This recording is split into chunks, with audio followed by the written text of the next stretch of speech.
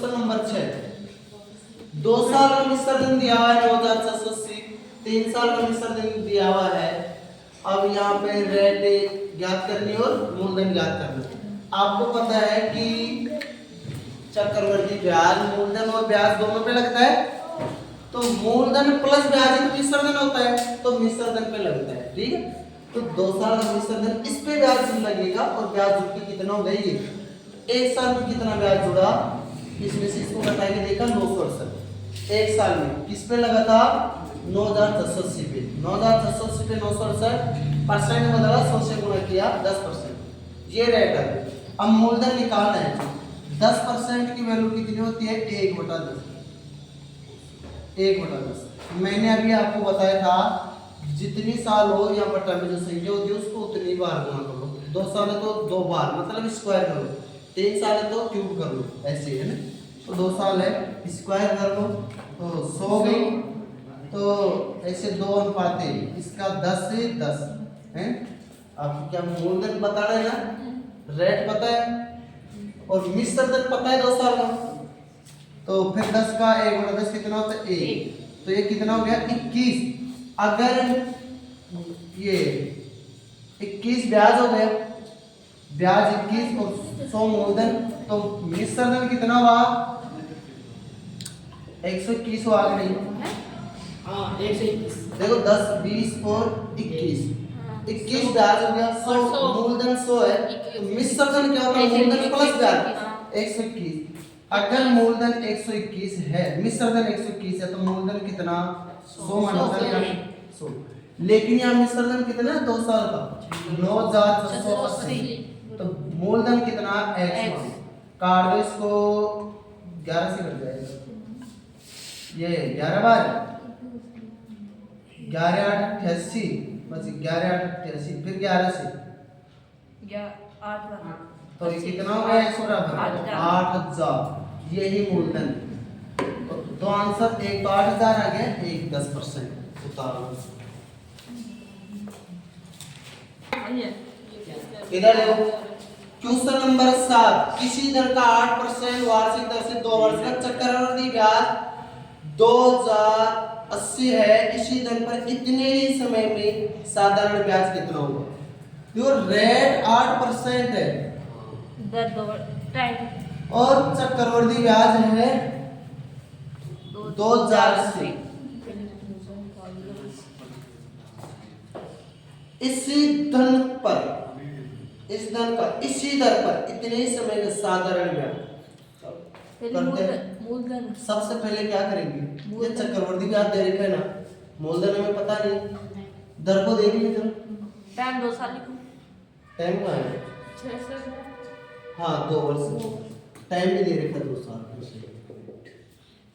चलो टाइम दे दिया 2 साल। 8% है, 8% को क्या लिखेंगे हमें, 8/100, काटो इसको, 4 2 8 1 25। सीधा रेट को देखना, चलो 25 का 625, 1 साल 200। अगर आपको मूलधन ज्ञात करना हो तो भी रेट देखना है। यहाँ बोला है कि साधारण ब्याज ज्ञात करो, तो भी रेट देखो।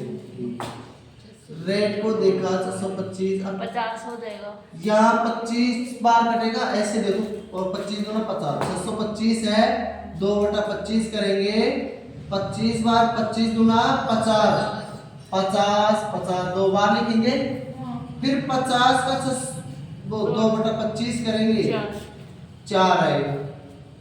यहाँ चक्रवृद्धि ब्याज कितना हो रहा है, 104। देखो 50 और 50 100 और 4 100। चक्रवृद्धि ब्याज अगर 104 है तो साधारण ब्याज कितना होगा, यही देखो 100 बना, चक्रवृद्धि ब्याज 104 तो साधारण ब्याज 100। लेकिन यहाँ चक्रवृद्धि ब्याज कितना दे रखा है, 2080, तो साधारण ब्याज कितना है। एक बात बताओ, ये सीधा सा 20 बार कटाना, तो 20 से गुणा किया तो कितना हो गया, 2000। यही आंसर है। बताओ कितना इजी है, उतार लो। क्वेश्चन नंबर 8, क्वेश्चन नंबर 8 देखो, कितने समय में 10% वार्षिक चक्रवर्ती ब्याज की दर से 2000 का मिश्र धन 2420 हो जाएगा। 2000 का मिश्र धन कितना हो जाएगा? 2420। कितने समय में? टाइम आपको याद करना है। अगर आपको टाइम याद करना हो चाहे दर याद करना हो, सीधा सा कॉन्सेप्ट यही है, दोनों तरफ जितना कट रहा है काट लो, उसके बाद में या तो किसी के वर्ग होंगे ये संख्या है या किसी की घन होगी। अगर वर्ग है तो 2 साल, घन होगी तो 3 साल बस। ठीक है, काटो जहां तक कट रहा है। 0 से 0 2 से काटो तो 100, 121। ये 10 का स्क्वायर है, 11 का स्क्वायर। 11 का स्क्वायर। यहाँ घात में जो आता है वो समय है। हाँ। ठीक, टाइम कितना आ गया? 200। क्या बात समझ में आई क्या? उतारो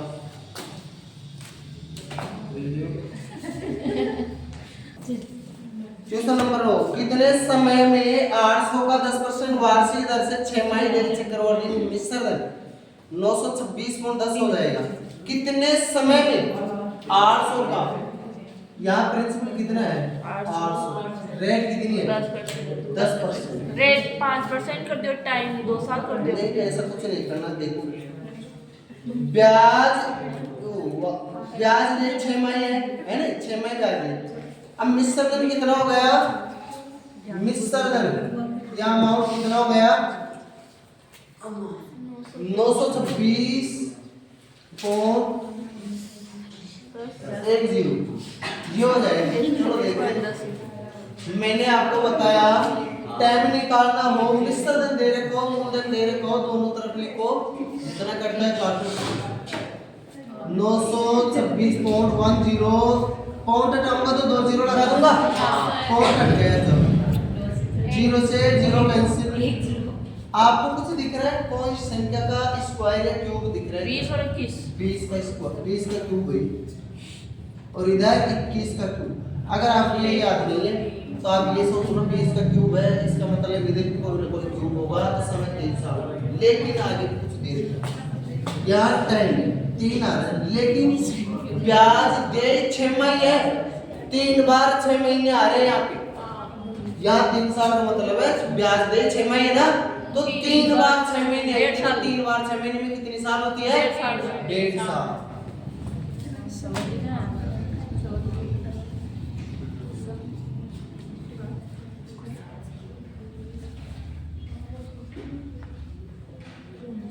यही आंसर होता है। देखो अगला question, question number 10। Question number 10 देखो, किसी दर पर एक निश्चित दर से 2 वर्ष का साधारण ब्याज 160, चक्रवर्ती 170 ब्याज की वार्षिक दर। टाइम 2 वर्ष, साधारण ब्याज 160, 160, चक्रवृद्धि ब्याज 170। तो आपको याद करना है ब्याज की वार्षिक दर, रेट याद करनी है। इससे एग्जीक्यूशन होता ही नहीं है, ये समझ लेना। आप बताओ कैसे, कहां से स्टार्ट करूं, कैसे करूं? आपको दिख रहा है साधारण ब्याज 160 है, 2 साल। 2 साल। एक बात बताओ, साधारण ब्याज प्रत्येक साल बराबर बराबर होता है क्या? एक जैसे 2 साल का है ना, तो 1 साल 2 साल, पहले साल का 80, दूसरे साल का भी 80 होगा, ऐसा ही होता है ना?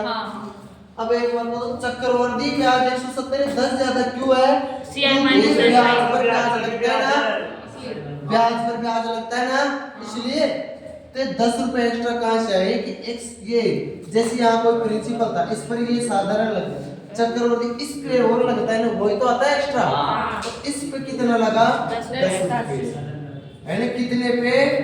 80 रुपए पे 10 रुपए। रेट कितनी? 100 से गुणा, 0 से 0 निकालो, 4 गुणा 8 और ये 25, 25/2 का मतलब होता है 12 से 2% या 12.5। चलो अगला क्वेश्चन है क्वेश्चन नंबर 11।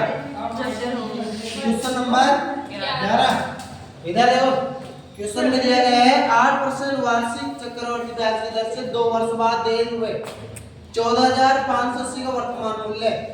रेट कितनी है? 8%। 2 वर्ष बाद टाइम 2 साल। और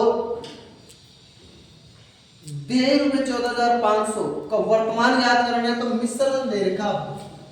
मिश्र धन कितना है 14,580।